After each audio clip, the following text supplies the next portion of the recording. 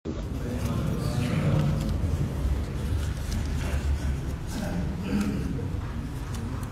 الحمد لله نحمده ونستعينه ونستغفره ونعوذ بالله من شرور أنفسنا وسيئات أعمالنا من يهده الله فلا مضل له ومن يضلله فلن تجد له وليا مرشدا أشهد أن لا إله إلا الله وحده لا شريك له وأشهد أن محمدا عبده ورسوله صلوات الله وسلامه عليه وعلى آله وصحبه وسلم تسليما كثيرا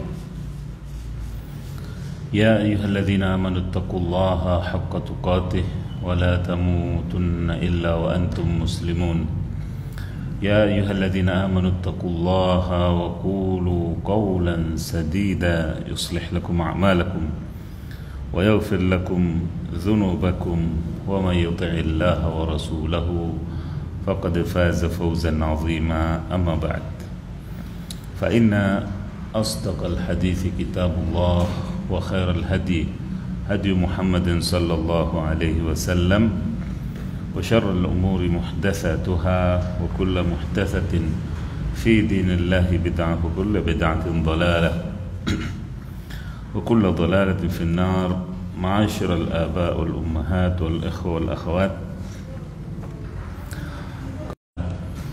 Atas berbagai limpahan nikmat karunia-Nya, aturkan kepada Nabi kita tercinta termulia Muhammad sallallahu alaihi wasallam, begitu pula kepada keluarga beliau, para sahabat setia beliau.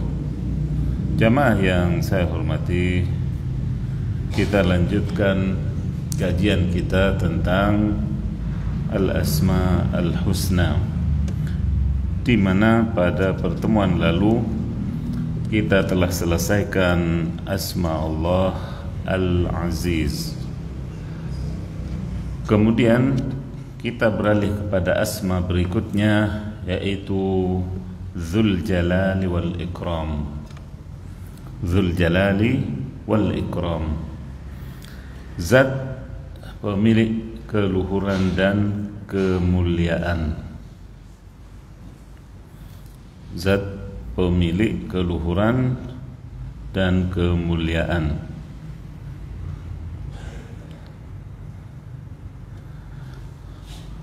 Asma Allah yang satu ini ditetapkan dalam Al-Quran dan As-Sunnah.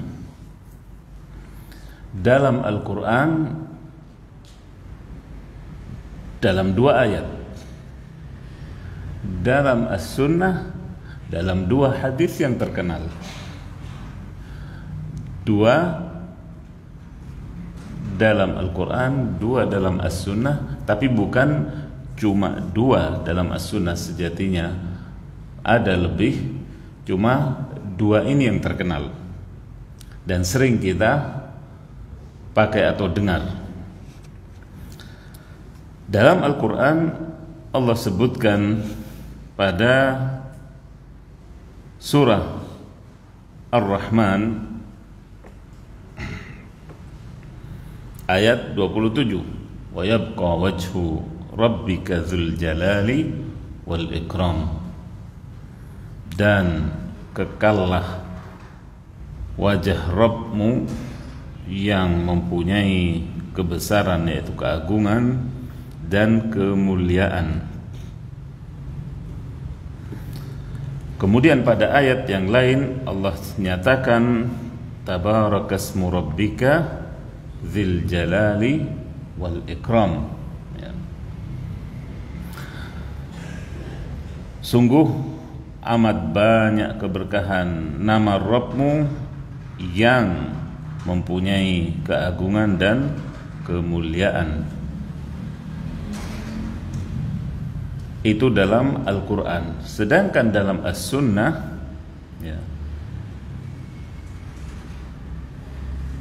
keseharian kita setelah salam dari sholat minimal 5 kali kita menyebut asma Allah yang satu ini. Allahumma antas salam wa minkas salam tabarakta ya dzal jalali wal ikram. Ini dalam sunnah, ya. Dalam amalan kita yang berdasarkan hadis Nabi Sallallahu Alaihi Wasallam, usai dari salam setiap salat fardu kita menyebut asma Allah yang satu ini. Sedang dalam riwayat yang lain disebutkan dalam Musnad Imam Ahmad dan yang lainnya, perintah Nabi, alidhu biyadzal jalali wal ikram. Alidhu biyadzal jalali wal ikram. Alidhu artinya adalah perbanyaklah, lazimkanlah kalian menyeru ya dzal jalali wal ikram. Gantungkan diri kalian pada bacaan ini, pada panggilan ini ketika berdoa meminta kepada Allah Subhanahu wa taala ataupun berzikir. Ya. Dalam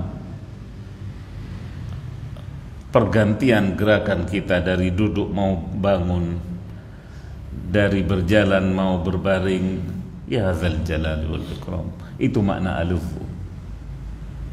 Yaitu jadikan basah lidah kita dengan asma Allah yang satu ini. Ini makna alidhu bidzal jalali wal ikram, biyadzal jalali wal ikram.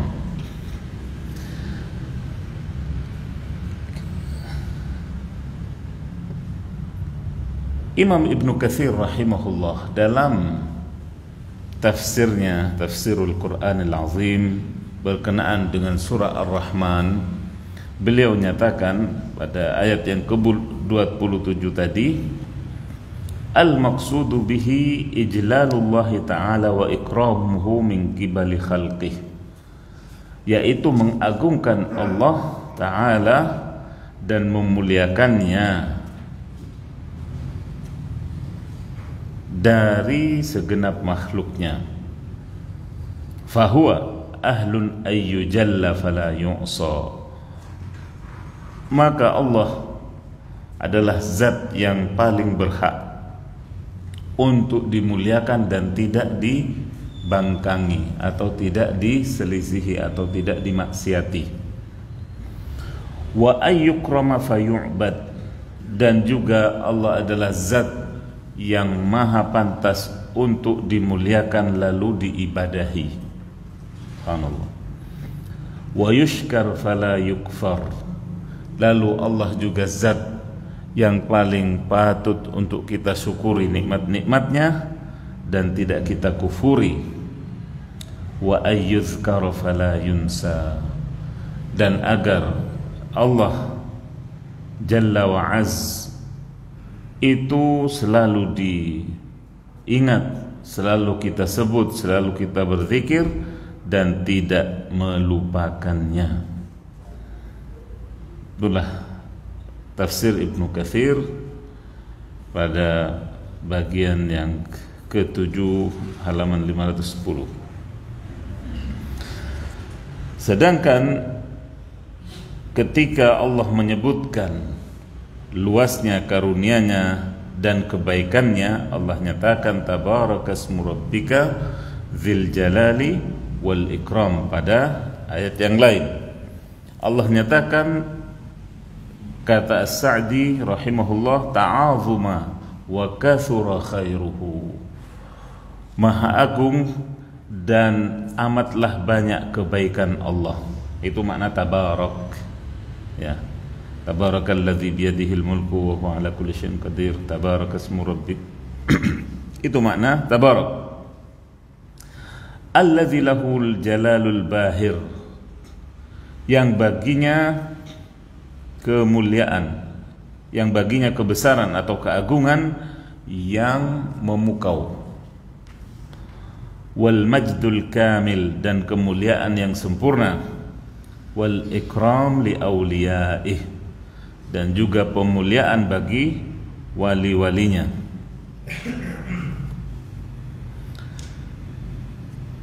Jamaah yang dirahmati oleh Allah, al-ikram di sini ya, lebih daripada makna ihsan. Pemuliaan Allah Subhanahu wa taala yaitu pemberiannya kepada hamba yang dia cintai. Itu makna ikram, Dzul Jalali wal Ikram. Bukan hanya sekedar ihsan atau berbuat baik, tapi kebaikan Allah mengandung pemuliaan jika itu berkaitan dengan hambanya yang mukmin. Karena kalau hanya sekedar berbuat baik, ya, ihsan dari Allah Subhanahu wa taala itu juga mencakup orang kafir. Orang kafir diberi oleh Allah, meskipun dia menyembah patung, meskipun dia menduakan atau mentigakan Allah, Allah kasih juga makan, minum, pakaian, fasilitas dunia. Itu ihsan, bukan ikram namanya. Tapi kalau ikram, pemuliaan, Allah kasih perangkat dunia, juga Allah sediakan bagi hambanya yang mukmin adalah balasan di akhirat. Itu makna juga dari al-ikram. Dari kata ikram ini pula pecahannya disebut juga karamah untuk para wali, yaitu kejadian-kejadian luar biasa yang Allah jadikan bagi hamba-hamba pilihannya tanpa pengakuan kenabian. Tanpa pengakuan kenabian. Kejadian luar biasa, dan itu tidak disengaja, dan itu terkadang pula tidak diminta, kadang diminta. Ya, Umar bin Al-Khattab terkenal sebagai sahabat yang banyak memiliki karamah. Nah, maka itu bentuk dari ikram juga, adalah pemuliaan dari Allah Subhanahu wa taala terhadap hambanya.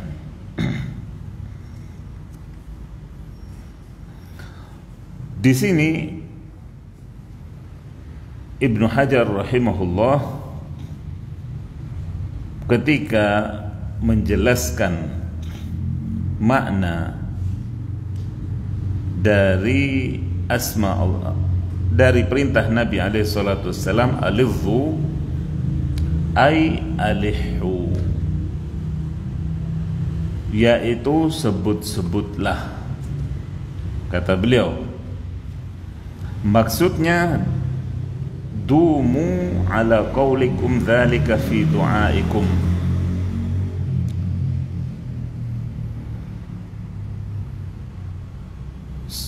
senantiasa dan ya, ucapkanlah atau panggillah asma yang satu ini dalam doa-doa kalian, kata Ibnu Katsir, kata Ibnu Hajar rahimahullah. Sedangkan makna dzal jalal istihqaquhu wasful 'azamah wa na'tur rif'ah izzan wa takabburan. Makna dzal jalal yaitu kepemilikan Allah, sifat yang agung dan ciri yang luhur sebagai bentuk kesombongan dan kemuliaan dari makhluk-makhluknya, dari makhluk-makhluknya. Sampai dengan penjelasan tadi, perbedaan antara ikram dengan in'am. Juga beliau lanjutkan, ketika seseorang mengucapkan ya zal jalal dalam doanya liyastash'iral qalbu min dawami dzikril lisan wa yuqirru fis sirri ta'zim Allah wa haibatah, agar hati hamba tadi merasakan basahnya lisan dari menyebut asma ini, sehingga dalam rahasia hatinya tadi itu terukir pengagungan kepada Allah dan kewibawaannya. Juga dadanya wa yamtali'u sadr bi muraqabatihi jalaluh, dadanya terpenuhi dengan rasa diawasi oleh Allah yang Maha Agung, sehingga nantinya Allah memuliakannya di dunia dan akhirat. Inilah cuplikan dari Faidul Qadir atau tafsir Asy-Syaukani rahimahullah. Kemudian jamaah yang dirahmati oleh Allah,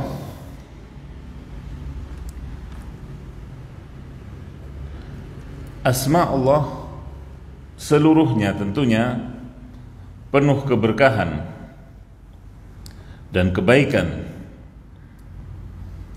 yang dengannya Allah diseru dalam doa sehingga diijabah, kemudian diminta tolongi, kemudian Allah menolong hambanya tadi. Fayustaghath fayughith. Ketika Allah juga dalam menerima atau mendengar panggilan hambanya yang kepepet tadi, Allah juga mengabulkan permintaannya. Ketika asma Allah itu disebut untuk meminta ampun darinya, juga Allah bakal ampuni, dan seterusnya. Ketika dipuji, Allah juga akan menerima pujian hamba tadi.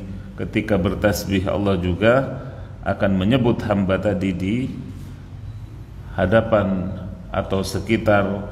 Makna tabarakallah adalah bahwasanya hamba mengambil barakah dari namanya dalam segala aktivitasnya. Ketika kita hendak keluar rumah, hendak berdagang, hendak mengajar, hendak bekerja, maka kita bertabarruk dengan memanggil asma Allah, yang mana saja termasuk ya dzal jalali wal ikram. Kemudian kita sebut keinginan kita, ya dzal jalali wal ikram, iftah alaina abwaab rizqik, misalnya, ya Allah bukakan pintu rezekimu wahai zat yang maha mulia. Ketika seorang siswa atau murid mau ujian, memanggil asma Allah dengan yang demikian, kemudian meminta kelapangan dalam mengerjakan soal-soal ujian, dan begitu seterusnya. Maka panggilan asma Allah ya dzal jalali wal ikram ini mencakup segala aktivitas kita, dan juga bentuk aplikasi dari perintah Nabi tadi, alidhu ay alihu ay aksiru, yaitu sebut-sebutlah, banyak-banyaklah memanggil Allah subhanahu wa ta'ala dengan ya dzal jalali wal ikram. Jamaah yang dirahmati oleh Allah,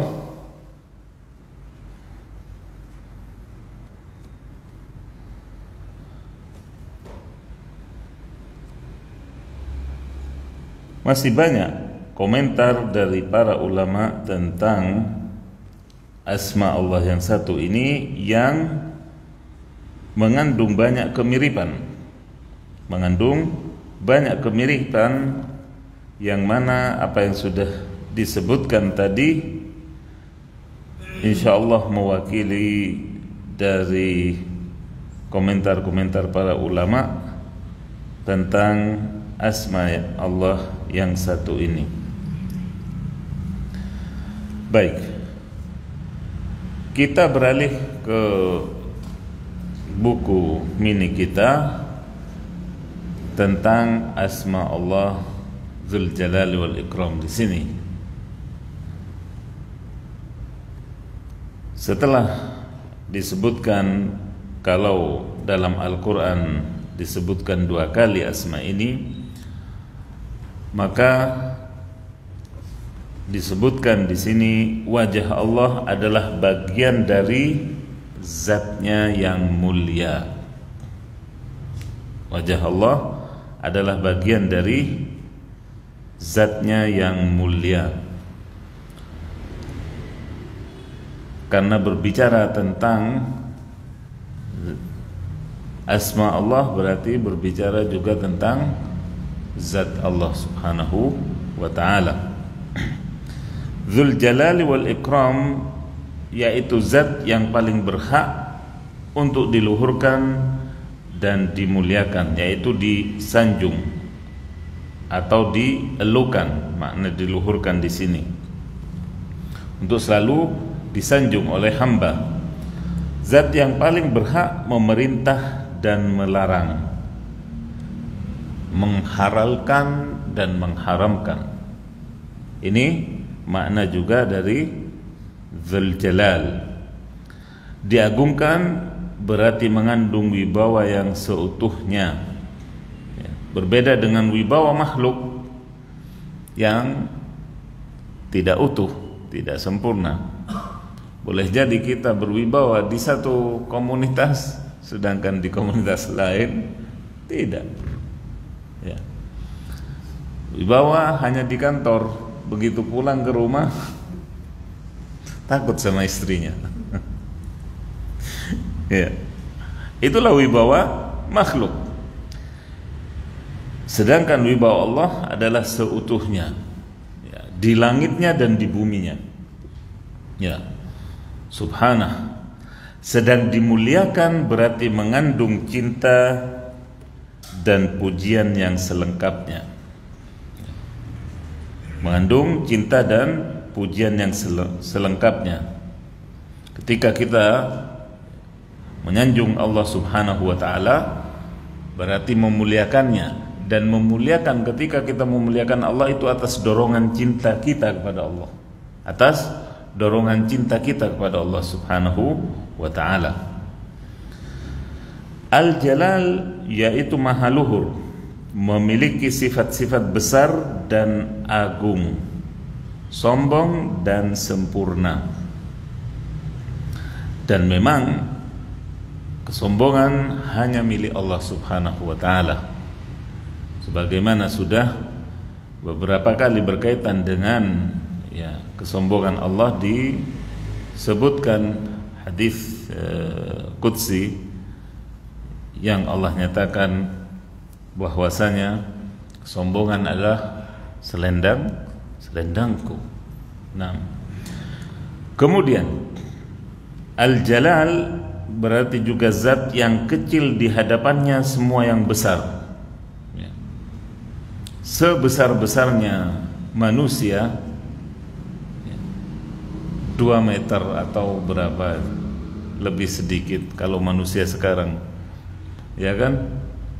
Subhanallah, ada jamaah haji dari Afrika tahun ini, ya, tingginya paling tinggi itu dikatakan sedunia 2 meter berapa. Baik, kalau dilihat dari atas gunung kelihatan kecil tetap, ya. Itulah makhluk atau manusia bahkan kecil, apalagi di hadapan Allah subhanahu wa ta'ala. Di hadapan gunungnya saja, di hadapan bangunan 3 tingkat saja kecil manusia ini, apalagi ketika dilihat dari atas gunung, ketika dilihat dari atas pesawat, di atas helikopter, kecil sekali manusia. Begitu pula bahkan gunungnya, bahkan buminya. Maka Allah subhanahu wa ta'ala akbar, yang maha besar, menunduk kepadanya semua yang pongah, ya. Bahkan nantinya semua makhluknya ketika dipanggil oleh Allah, ya, akan datang tau'an wa karha, baik dengan ketaatan maupun dengan keterpaksaan. Itu akan datang ketika Allah memanggilnya atau memerintahkannya untuk datang. Zat yang tidak ada lagi apapun yang lebih agung dan indah darinya. Al-Jalal juga mengandung makna Al-Jamal atau keindahan bagi Allah Subhanahu wa ta'ala, di mana keindahan Allah Subhanahu wa ta'ala tentunya tidak bisa dihayalkan. Kalau makhluk-makhluknya saja begitu indahnya kita melihatnya, bagaimana ya, hamparan gunung yang hijau, bagaimana warna macam-macam makhluknya, mulai unggas, burung, variasinya yang sangat indah, maka Allah Subhanahu wa ta'ala jamilun, maha indah, yuhibbul jamal, dan mencintai keindahan. Ini juga terkandung dalam makna dari asma Allah Al-Jalal, Dzul Jalal. 6. Al-Ikram yakni kebaikan dan pujian yang lengkap. Kebaikan dan pujian yang lengkap bagi Allah Subhanahu wa ta'ala, karena Allah memuliakan. Akrama yukrimu, yaitu memuliakan. Allah maha memuliakan para nabinya. Allah maha memuliakan para hamba pilihannya, wali-walinya, orang-orang solehnya.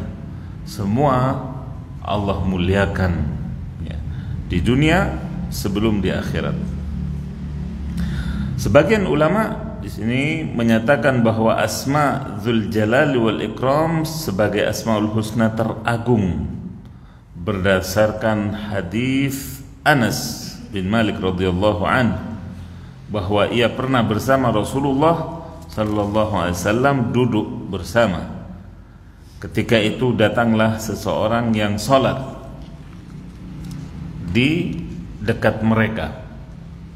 Kemudian usai salat, orang tak dikenal ini berdoa, Allahumma inni as'aluk bi anna lakal hamd la ilaha illa antal mannan badi'us samawati wal ard ya dzal jalali wal ikram ya hayyu ya qayyum.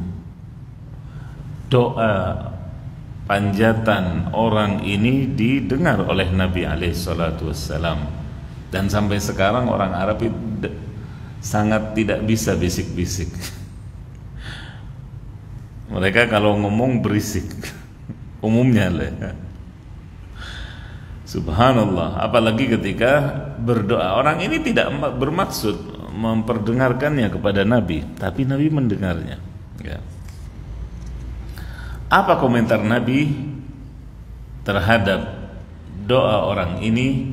Laqad da'allaha bismihil azim alladzi idza du'iya bihi ajab wa idza su'ila bihi a'ta. Ya Allah, sesungguhnya aku meminta kepadamu karena milik Engkaulah segala pujian. Tidak ada ilah yang berhak diibadahi selain Engkau, wahai Zat yang Maha Pemberi. Engkaulah pencipta langit dan bumi. Bukan sekedar mencipta, tapi badi', yaitu mencipta dengan keelokan. Ada orang bikin asal bikinnya, ya kan?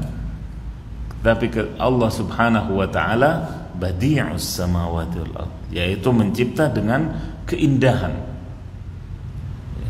mencipta dengan keindahan langit dan bumi. Ya dzal jalali wal ikram, wahai Zat pemilik kebesaran dan kemuliaan. Ini yang disebut. Kemudian ya hayyu ya qayyum, wahai Zat yang maha hidup lagi mengurus sendiri makhluknya, ya. Lantas Nabi berkomentar, sungguh kata beliau, orang itu atau dia telah berdoa dengan memanggil asma Allah yang agung, ya. Bismihil azim, dengan asmanya yang agung, yang bila seseorang memanggil Allah dalam doanya dengannya, dia akan mengabulkan permintaannya apabila meminta, dan akan memberi apabila dia diminta. Di sini jamaah yang dirahmati Allah, para pensyarah hadis berbeda pendapat yang dimaksud dengan asma Allah yang agung yang mana. Yang pertama, ya Dzal Jalal wal Ikram, ataukah yang kedua, ya Hayyu ya Qayyum. Nah, 4 asma Allah yang disebut, atau 2 pasang, ya Dzal Jalal wal Ikram dan ya Hayyu ya Qayyum. Yang mana? Yang manapun sebenarnya sebagai bentuk kolaborasi atau penyatuan, yang manapun dari 2 asma ini adalah sama ampuhnya, meskipun ya, mayoritas ulama menyatakan yang dimaksud dalam hadis ini yaitu ya Hayyu ya Qayyum, ya Hayyu ya Qayyum. Baik, jamaah yang dirahmati oleh Allah, manfaat beriman kepada asma Allah yang satu ini. Yang pertama, bertambahnya rasa cinta hamba kepada Allah Subhanahu, kepada Allah Dzul Jalal wal Ikram, dan ketergantungannya padanya, dan ketergantungan hamba kepada Dzul Jalali wal Ikram.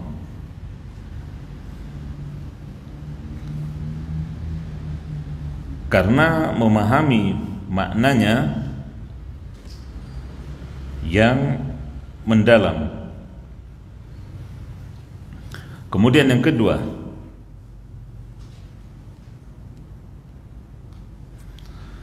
tunduk dan patuh secara mutlak kepada zat yang paling berhak memerintah dan melarang. Karena Allah lah satu-satunya zat yang berhak memerintah dan melarang, menghalalkan dan mengharamkan. Yang ketiga, berdoa dan bertawassul pada Allah dengan asma ini, yaitu dengan memanggil atau menyebut asma Allah ya Dzal Jalali wal Ikram dalam pendahuluan doa kita, sebagaimana ketika kita memanggil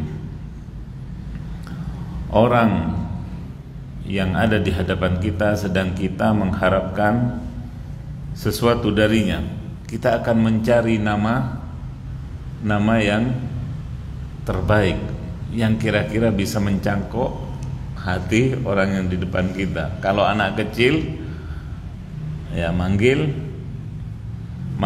orang tuanya, yang biasanya manggil ayah atau manggil abi, manggil papa agar dikasih. Misalnya ketika kita juga di depan orang yang kita harapkan kebaikannya, ya kita terkadang memanggil dengan panggilan yang kira-kira istimewa menurut kita, panggil ammi, kayak panggil apa ya, yang kira-kira bisa melunakkan.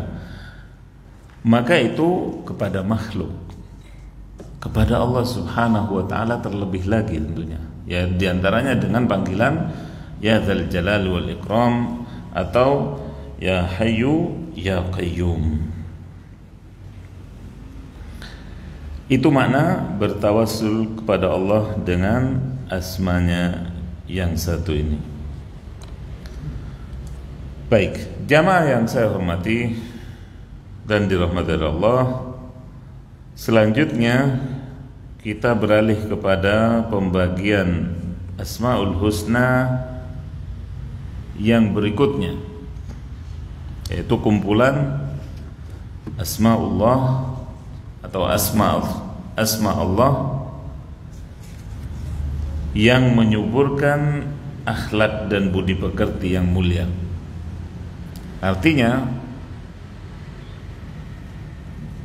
sekelompok Asmaul Husna sesudah ini, kalau kita hayati, kalau kita resapi maknanya, kalau terinstal di hati kita, maka akan menumbuhkan akhlak yang mulia dan budi pekerti yang luhur. Ya. Asma-asma berikut ini sekali lagi akan mendidik akhlak hamba atau merubah akhlak hamba kepada akhlak yang terpuji. Al-Jawad, yaitu yang pertama, zat yang maha dermawan. Meskipun ada di antara ulama yang menyebut asma ini dengan tasydid, Al-Jawad, ya, tetapi saya lebih memilih atau condong kepada asmanya yang tanpa tasydid, ya, Al-Jawad, yaitu zat yang maha dermawan.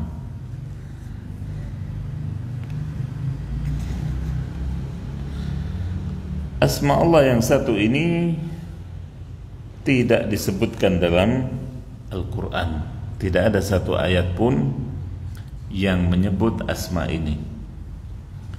Tetapi waradat fis sunnah, asma ini disebutkan dalam sunnah atau hadis-hadis Nabi sallallahu alaihi wasallam.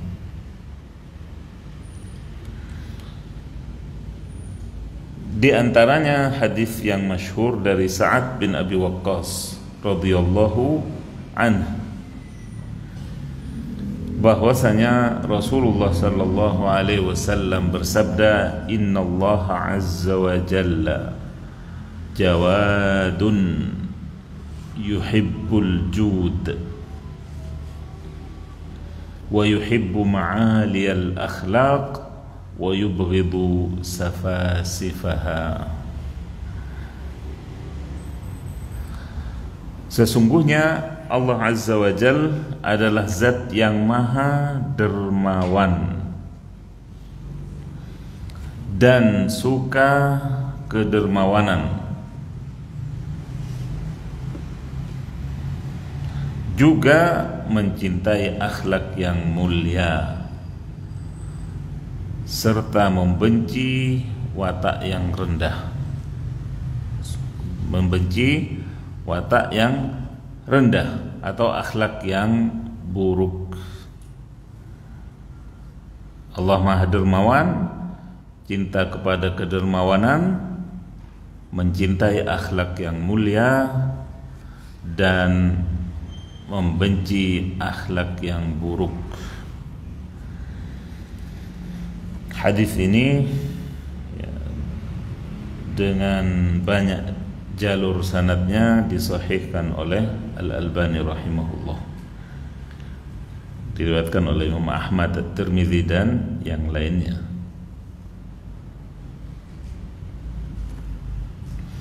Sebagai juga penopang dari atau bukti kedermawanan Allah Subhanahu wa taala adalah hadis dalam riwayat Imam Ahmad juga dan At-Tirmidzi dari sahabat yang mulia Abu Dzar radhiyallahu anhu, bahwasanya hadis qudsi Rasulullah SAW bersabda, Allah Ta'ala berfirman, ya ibadi, wahai para hambaku, kata Allah dalam hadis qudsi, law anna awwalakum wa akhirakum wa hayyakum wa mayyitakum wa rutabakum wa yabisakum ijtama'u fi sa'idin wahidin fasa'ala kullu insanin minkum ma balagat umniyatuhu fa'ataitu kulla sa'ilin minkum ma sa'al ma naqasa dhalika min mulki syai'a illa kama law anna ahadakum marra bil bahr faghamasa fihi ibratan thumma rafa'aha ilayhi dhalika bi anni jawadun majidun. Ini kaitannya dengan topik kita. Bi anni jawadun majidun af'alu ma urid ata'i kalamun wa adzabi kalam innama amri li syai'in idza aradtuhu an aqula lahu kun fayakun. Allah menyatakan, wahai para hambaku, andai manusia yang pertama sampai dengan yang terakhir, yang hidup maupun yang mati, bukan hanya manusianya di sini, yaitu seluruh hambanya, jinnya juga, bahkan tanaman dan binatangnya, yang basah maupun yang kering di sini, yaitu benda matinya sekalipun,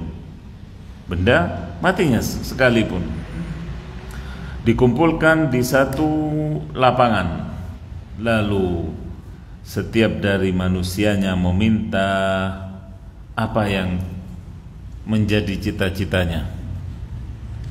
Ya, cita-cita manusia, keinginan manusia ada batasnya.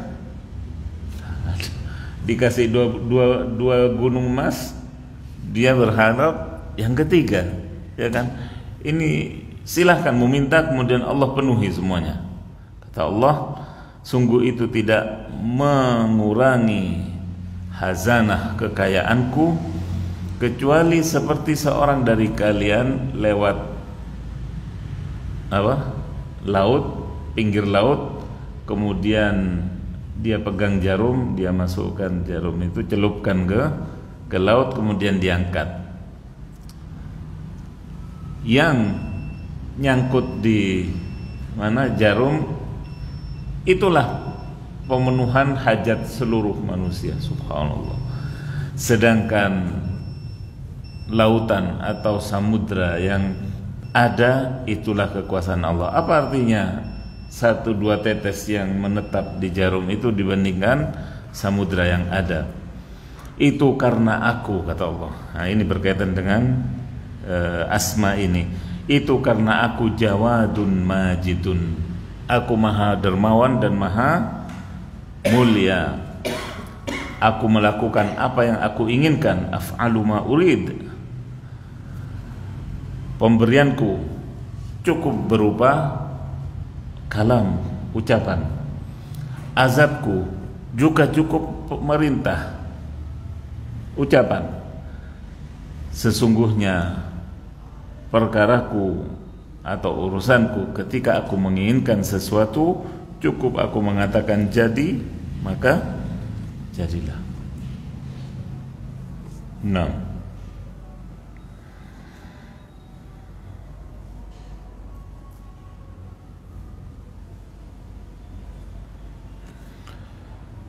dan masih ada beberapa riwayat di sini berkaitan dengan asma Allah yang satu ini, Al-Jawad. Namun karena waktu juga yang batasi kita, insyaallah kita lanjutkan pada pertemuan mendatang. Wallahu a'la wa a'lam. Terima kasih atas perhatiannya. Subhanakallahumma wa bihamdik, asyhadu an la ilaha illa anta, astaghfiruka wa atubu ilaik. Assalamualaikum warahmatullahi wabarakatuh.